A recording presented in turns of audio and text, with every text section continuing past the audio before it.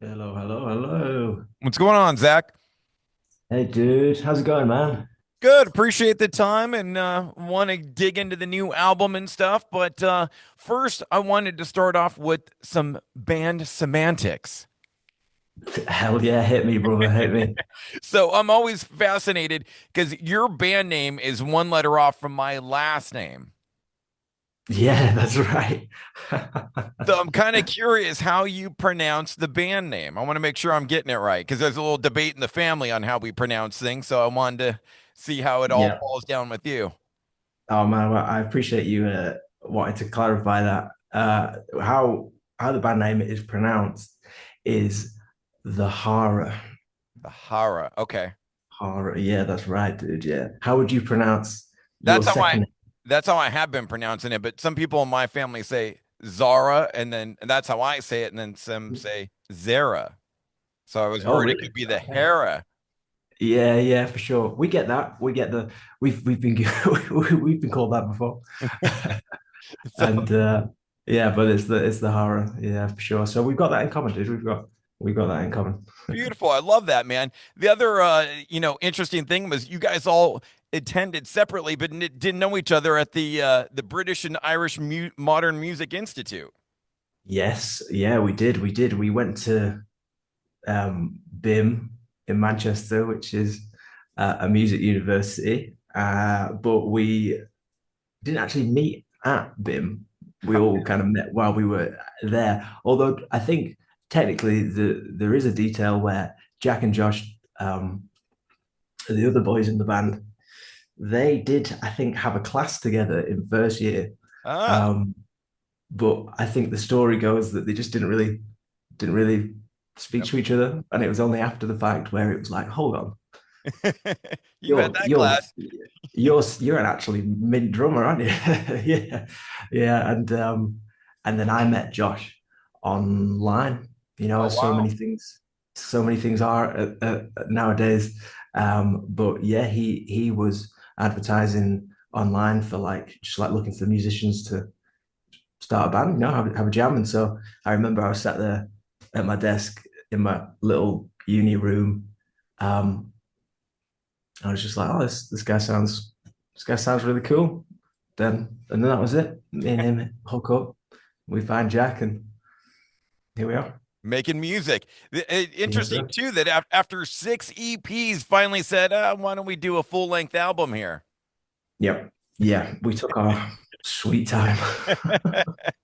I'm curious, man. Was there any leftovers music from leftover from the EP, or was it all brand new? Like, sat down with a new piece of paper and started writing from the get go for this new album, for this debut For album. the Fallout. Yeah, Ooh, so we'd been so the thing about us, I guess, is like we're writing music all the time. So we've always done that, and I think that's both.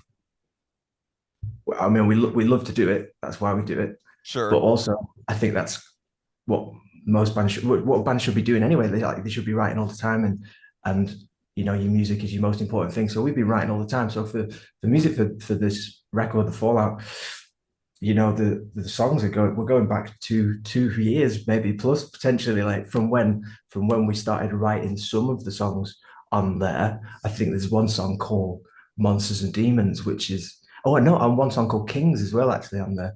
And there's some of the oldest ones that we actually wrote for that ended up on the record. But I remember at the time we were just like, these are great songs, but we just couldn't really place them. So lots of bands, they just put them in a SoundCloud link somewhere, and there they sat until like the in like the I think we wrote Trophy, Okay. and which is the first song on the record Yeah. and the first song we released from the record.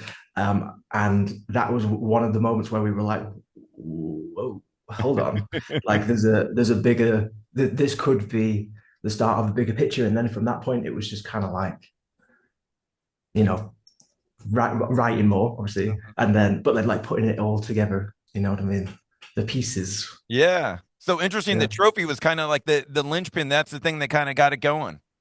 Yeah, for sure, man. So that was in a we wrote that song at the same time as potentially there's two other songs, I think, off the top of my brain. Um, we wrote Trophy, we wrote Easier to Die, and we wrote Intergalactic Sabotage as well. Ah, And I remember those three were like in the same like the ideas were formed in the same week basically.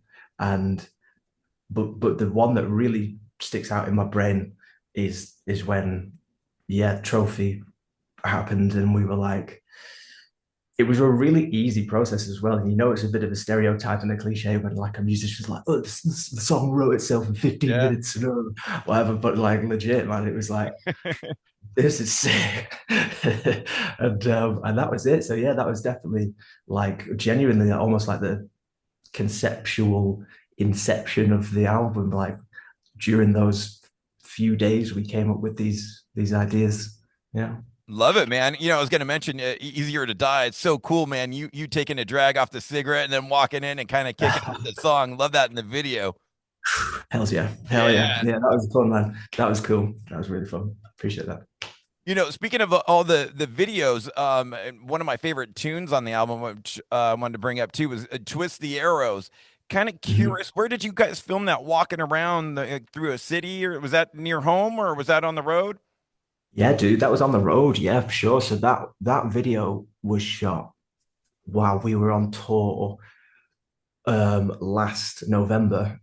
Um, we were on tour around Europe for about 2 weeks, and so we shot we shot all of those gigs. You know, I can't remember how many venues we played. It was quite a lot, to be honest. It was a pretty hardcore couple of Yeah, weeks. But in the during our like time after sound check and before the show, we just go off in wherever we were. So like, Prague in the Czech Republic, that was featured quite heavily in the video because it's a beautiful place. yeah. One of the places also that sticks out is Vienna in Austria. Mm. And I've never been there before. So that was like a really cool moment for me, just like walking around the streets of Vienna on a wintry November eve. Yeah. Yeah, it was cool, dude. It was cool. It was a really nice, and the song's great. I appreciate the kind words. But yeah, dude, it was sick video, sick shows, and Yeah. I was yeah, gonna man. say it didn't at first when I when I started watching it, I thought it was like England. You were like showing around town, and then you flashed a couple of signs that were in a different language, and I'm like, I don't think that's English. They must have been on the road when they did that one. Yeah, for sure, for sure. I wish England looked like some of the places that we showed in the video. And dude, I know you're not the lyricist in the band or the singer, but that lyrics just grabbed me like the hook that twist the arrows, ignore the bleeding, drown my sorrows to hide my feelings. Man, like what a poignant like I could feel those lyrics while reading them and hearing them. Yeah, I think that song in particular goes pretty hard lyrically for sure. It's both poetic but quite on the nose as well, Yeah. And I think that's a bit of an art form in of itself. Uh, and yeah, Josh was definitely in his fields when he penned such poetry. Yeah. But yeah, that song's great, and that was a real moment I think as well when we first wrote when that idea was kind of created in the recording of the album. That was a big one, and I think like lyrically we just kind of were drawn to. I think the sound just kind of like made us feel these feelings, and it just felt like a great kind of like vessel to channel those kind of emotions and write those kind of words. So that one was. I think that's one of my favorites on the album. I think that's quite a special one for sure. Yeah. I mean, Josh is really like throughout the whole album, really wearing his heart on his sleeve. Yeah, man, for sure. I think that was a big, thing that I think collectively we wanted to do, but more of, I guess. And definitely we did, and I think Josh especially, both lyrically and vocally, yeah, definitely like steps up and just bears it all, man. Absolute What hero? I love all the different like sounds and styles of music that you guys mix. That's one of the things that draws me to the album. The Oh one I've yeah. been playing on the radio is I was bummed I didn't see a video for. Hopefully there's one coming for Psycho Killer. Oh, nice. Thanks, man. Yeah, that was a funny one because um, yeah, I love it. We all love it, and like rehearsing it for tour that we've got coming up at the end of the month. That's it's been one of our favorites to play. Like, I'm very, very excited to get that on the road. But in terms of like a video for it, funnily enough, I'll give Mike, I'll give you a little sneak peek, dude, Okay. into what we're thinking into the future and the imminent future. And yeah, like we all love Psycho in the group. We all love the song, like, and we want to try and get like we want to try and do something for it, and it might not be a music video, but I think like some really cool visualizer or Hmm. something that just kind of heightens the experience a little bit, or nods to like maybe some of the visuals or aesthetics that I think could like exist around the song, that we feel like could exist around the song, and just broaden that universe a bit more. Um, so yeah, we are in discussions of that. So, but a music video would be absolutely meant. You never say never, never say no. Put it out there to the universe, innit? I was kind of thinking that we could be one that maybe had a little bit of a storyline and a little bit of, Mm. a little mini movie. You could really kind of get into the characters, maybe have Josh kill you, you and Jack or something in the video or something Yeah, fun. that sounds like it could go like one of two ways, like a real or kind of like a funny video almost, or quite a deep video. But I feel like yeah, it's a song that can be interpreted in quite a few different ways anyway. So maybe the video could also be interpreted in a few different ways. Who knows? Who knows? Well, in that tune in particular, too, you get a little vocals in that one too. You kind of do the call and response, right? Yes. Yeah, man. Yeah, that's right. So on that song, yeah, I think we've got quite a lot of shouting back and forth, and on a few of them, just thinking about it now, you said that there's quite a lot of like call and responses that we do, and I think that's something for me that like as a guitar player, I found um, a little bit, no, what's the word?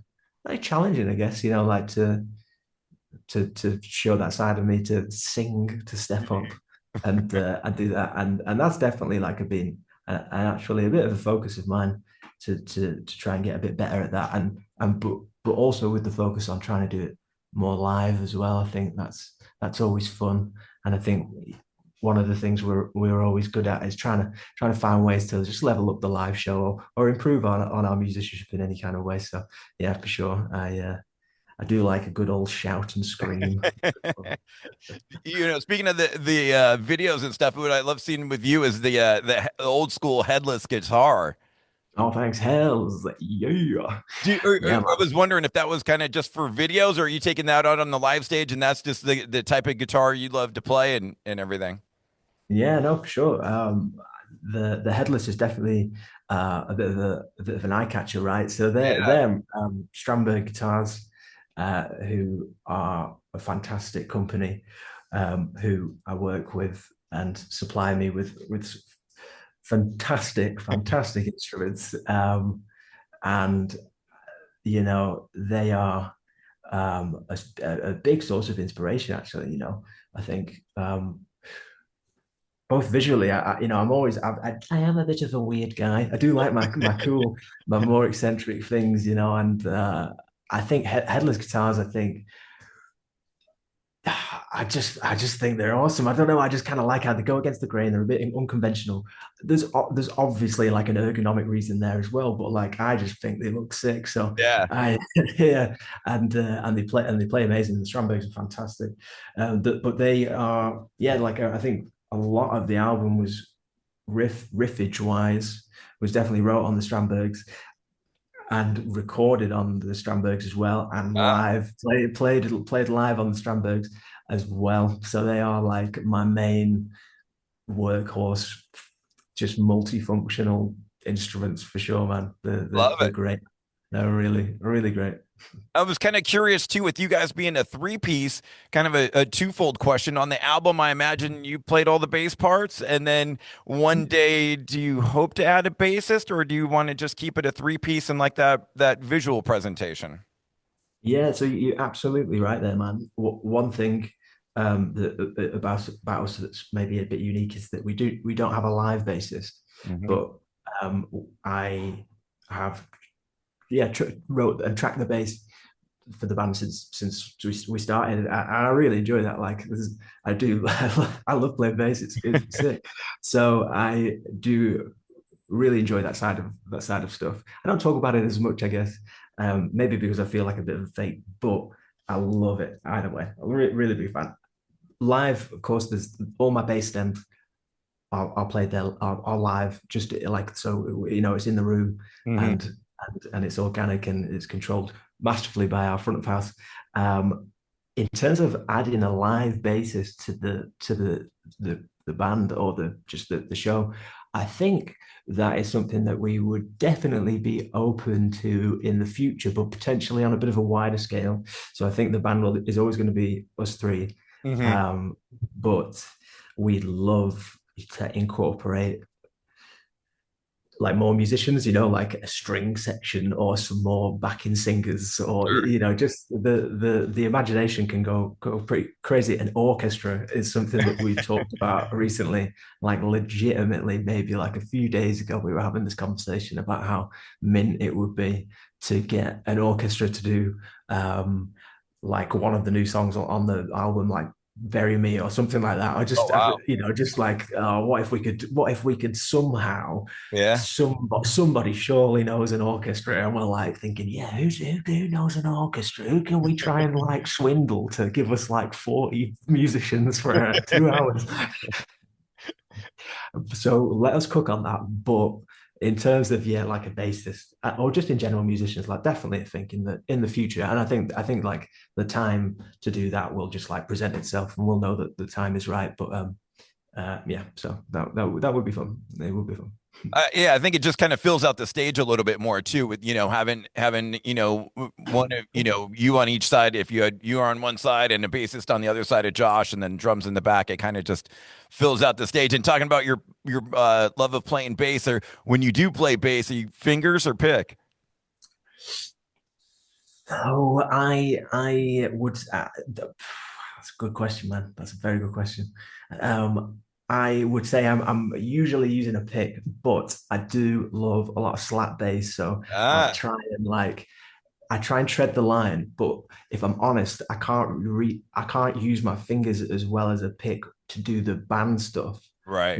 But like if we were laying down some like Victor Wooten style, Bela Fleck style stuff, like hell yeah, I'd use my fingers. But yeah, like with all the kind of like with all the genres that we kind of blend and the vibes of the band, I tried to use my fingers, but I One just there. didn't do it. It just Yeah. wasn't there. Yeah, I was like, but that's down to me, man. But that's down to me. So, but I do love to, I'm definitely down to use my fingers when I can, for sure. I do try.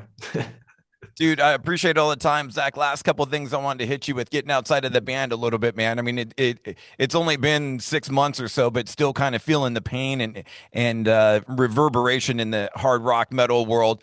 No getting around it for a long time, man. The passing of Ozzy Osbourne, and certainly, from a British perspective, would love to get your thoughts on the late great Ozzy Osbourne. Yeah, I mean, dude, what an icon, right? Like, um, a absolute force of nature in every sense of the word, and uh, an icon that has created a legacy that'll outlive us all and has influenced us all. But like, I think my relationship with Ozzy and Sabbath is definitely prominent. Man, like literally, as I speak to you, I've got these two little silver crosses next to me, and Yeah. these are imprints that go on um, the amp head of Tony Iommi's Laney amp heads, and that were kindly given to me when I went to the Laney factory, who again kindly endorsed myself.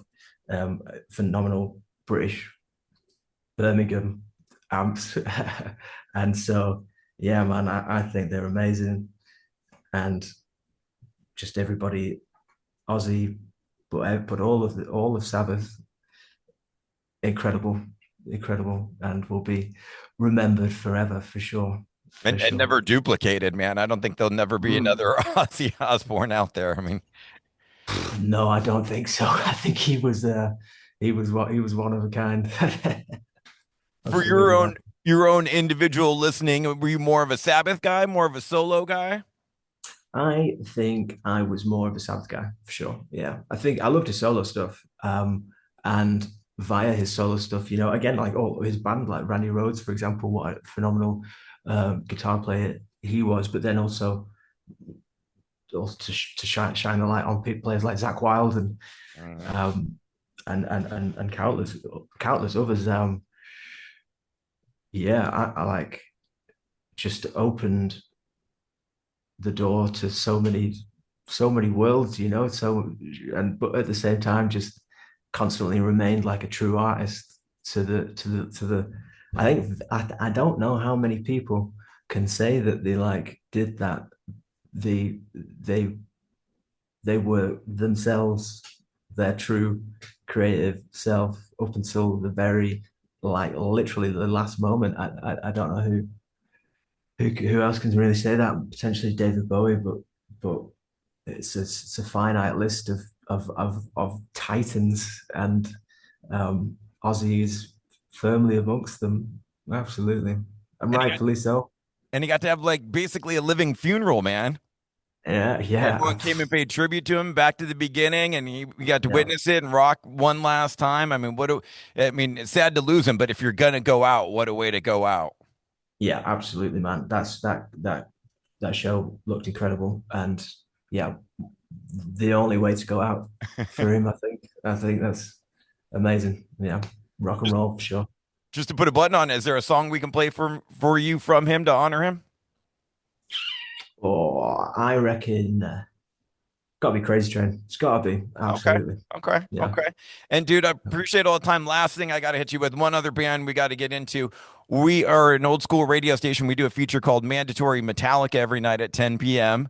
So Sweet. I'm sure you learned plenty of Metallica riffs playing guitar growing up. And I've been tripping on the fact that this year is the 35th anniversary of their Black album, their self-titled album, the one that had Inner Sandman and all the hits. But kind of curious, what was your introduction to Metallica?